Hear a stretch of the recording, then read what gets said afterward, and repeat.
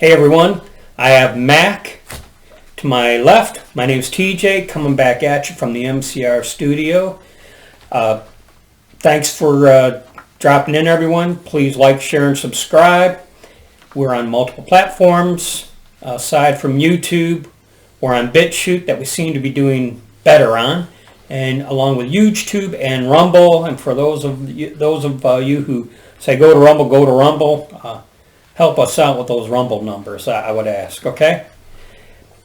In this segment, this might appeal to the Trekkies, the Star Trek fanatics, which last I heard, Mac, you are not. I am not. You are not. You are not a Star Trek fanatic, nor do you seem very inclined with science fiction in general. Just in the last month. You never watch science fiction. That's not true. And just in the last month, I finally watched the first Star Wars movie.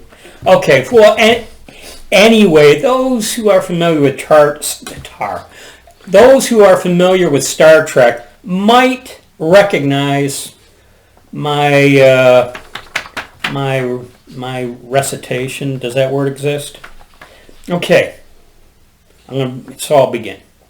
Space, the final frontier. This is the voyage of the Democrat, Stacy Abrams. Her continuing mission to seek out and create strange new laws. To seek out demographic groups and pander to them. To boldly go where no Democrat has gone before. And then you got the Star Trek music. Why do I say that? And if you've watched Star Trek, yes, that's a parody of a Star Trek opening, okay? But why do I bring up Stacy Abrams? She made a cameo in the Discovery finale. Discovery finale? On Star Trek Discovery. Yeah, I know there are like 700 on versions. Paramount Plus. Sorry about that. Okay. Star Trek Discovery finale that streams on Paramount Plus. And you know what she was? I can't wait to hear this.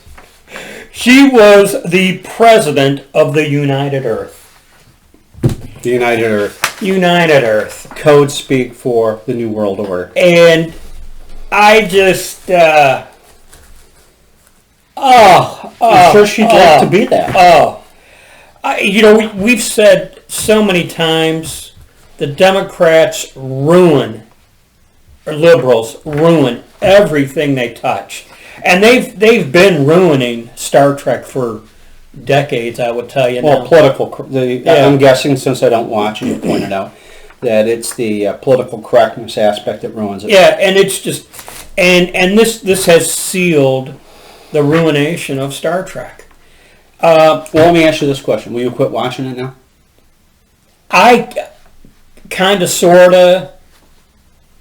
Well, will you cancel anybody? So let's say I started watching it tomorrow. Would you cancel me?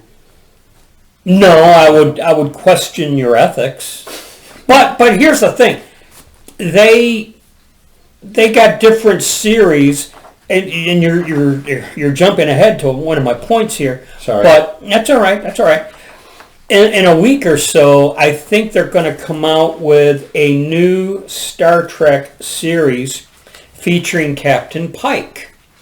I know you probably are not familiar with... No, I know who he is. Yeah. Okay. Captain Pike, if you're familiar with the Star Trek, Captain Pike is the captain of the Starship Enterprise prior to Captain Kirk. Right. And the liberals have always viewed Captain Kirk as the typical male chauvinist pig. I mean, they really haven't. Well, he's going around the country, around the universe, banging green bitches and stuff like that. That's what Eddie Murphy said. So in some regard, William Shatner probably didn't help that. But in any event, this has been a long time in the development. I remember when The Next Generation came out, it did mediocre initially, because they tried to insert political correctness into it, And what they had to do is they had to swing back the other way. For instance, when they took on the Borg and that, it became a little bit more sinister, a little darker, we'll say. Yeah. And then they enjoyed greater success. The First Contact movie with Captain Picard, where they fight the Borg, that was a very dark and you could even say violent movie, and it did very well because it had masculinity and action in it. And if they stay true to I guess they're not. It's not a movie or a remake, but if you stay true to the original characters, things tend to do better.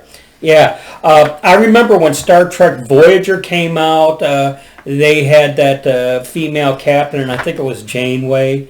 And the interesting thing about Janeway was she was a female captain, but she was pretty masculine in that role. And so in that regard, well, she was being a captain. Yeah, she was being authoritative, is what she was. And in a weird sort of way, I kind of thought it worked. I mean, they didn't make her look like a weakling of sorts, emotional. Yeah, exactly. Same with Deep Space Nine. Deep Space Nine, they had Commander Sisko, a man of ethnicity, a minority ethnicity, and he too exemplified a kind of a masculine figure. So even though they kind of catered to the whole minority thing, I kind of even think Commander Sisko worked. You go to the this is in the future when we will have all cast off our racism. Oh yeah.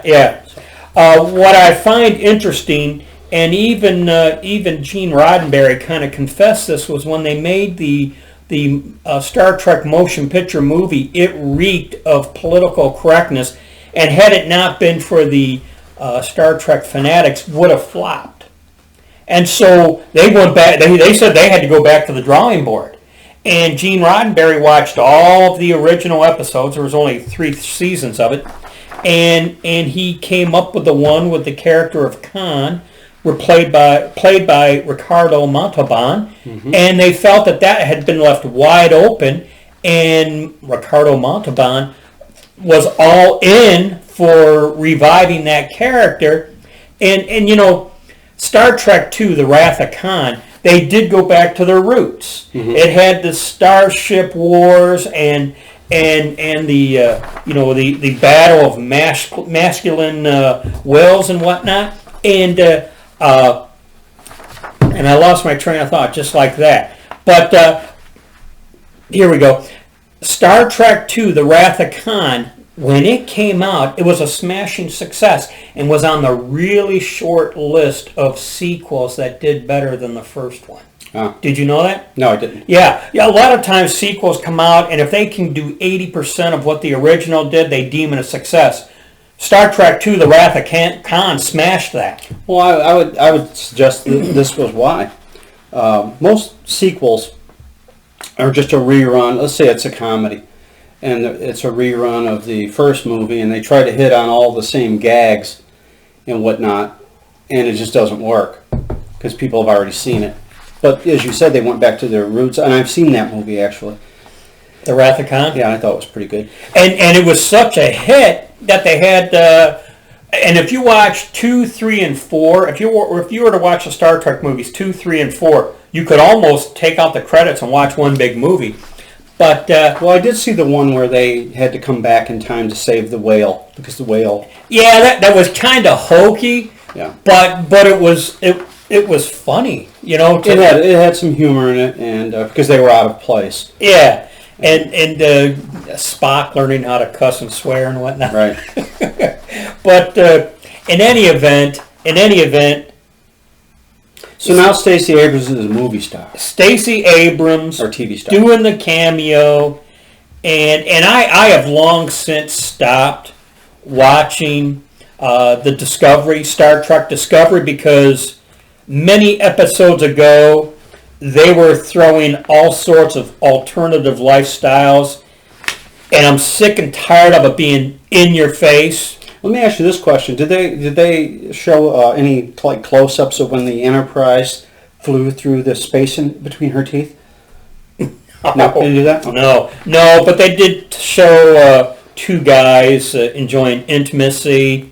There was another relationship where it was two females, but the female wasn't really a female, and I couldn't stomach it anymore. And so I've tried watching Star Trek Picard, and that's like a pendulum going back and forth, But I just really hope that this new Star Trek with Captain Pike, I hope they go back to their roots. And if they haven't gone back to their roots, Then it'll flop. I'm going to give it a try. And if they haven't gone back to their roots, the hell with it, Right. So in any event, let's congratulate Stacy Abrams for being president of the United Earth in like the 25th century or whatever time frame they're in there. Her hate will go on in infamy. So, well, I was just compelled to share that. And I know in a previous segment I talked about how liberalism has almost ruined Star Wars. right. And a little bit of an update, because I do go to Mike Zero occasionally. He really does believe that Favreau and Filoni are going all out to salvage that franchise. Mm-hmm. So it'll be interesting to see how that happens. I can only hope someone in the Star Trek franchise decides to try and salvage that, because Right. I would hate to see Star Trek go the way of Star Wars.